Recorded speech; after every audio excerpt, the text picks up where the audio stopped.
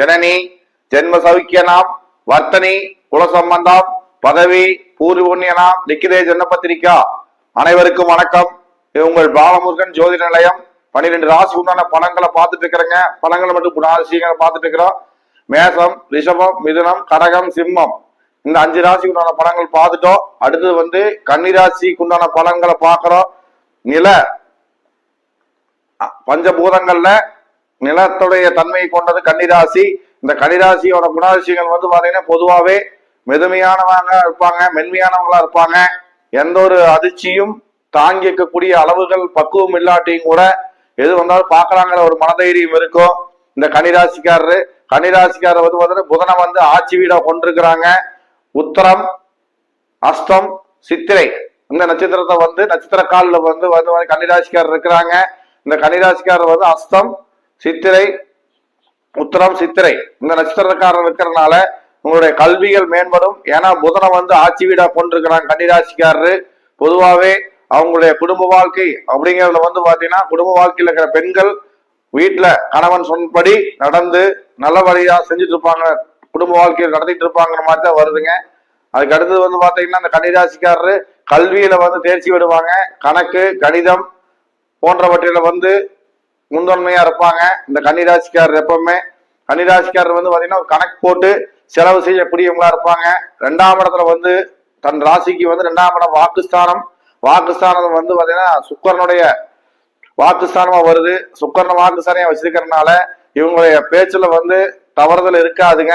வாக்கு நாணயமா தான் இருப்பாங்க இந்த கன்னிராசிக்காரர் பொதுவாகவே.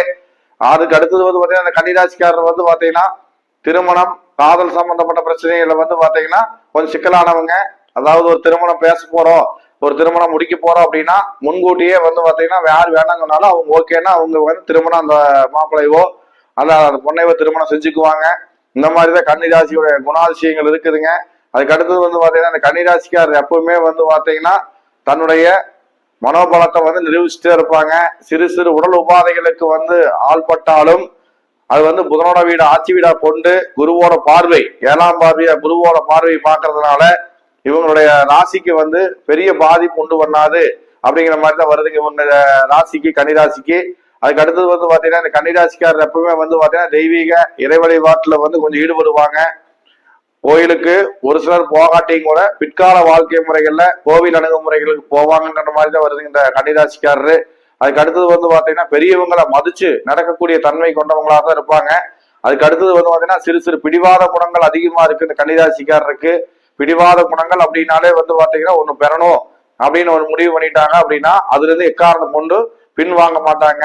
இந்த கன்னிராசிக்காரர் நிலராசி அதிபதியா கொண்டிருக்கிறதுனால அதிகமா இடம் வாங்கலாம், வீடு கட்டலாம் அப்படிங்கிற சிந்தனைகள் எல்லாமே இருக்கும்.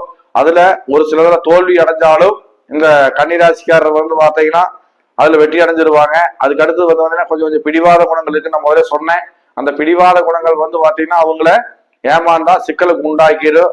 ஆனா அந்த பிடிவாத குணங்களை கன்னிராசிக்காரர் தவிர்த்துக்கிறது நல்லது. பொதுவாவே இந்த கன்னிராசிக்காரருக்கு நல்ல பலனும் இல்லாம தீய பலனும் இல்லாம ஒரு மத்தியமமான பலனாத்தான் இருப்பாங்க இந்த கன்னிராசிக்காரர் அப்படிங்கிற மாதிரி இந்த வருதுங்க. அதுக்கடுத்து இந்த பாலமுருகன் ஜோதி நிலையம் நிறைய பேர் சப்ஸ்கிரைப் பண்ணிருக்கிறீங்க யூடியூப் சேனல்ல. இன்னும் உங்க நண்பர்கிட்ட சொல்லுங்க, சப்ஸ்கிரைப் பண்ண சொல்லுங்க. இந்த மாதிரி தகவல் எல்லாம் தெரிஞ்சுக்கலாம்.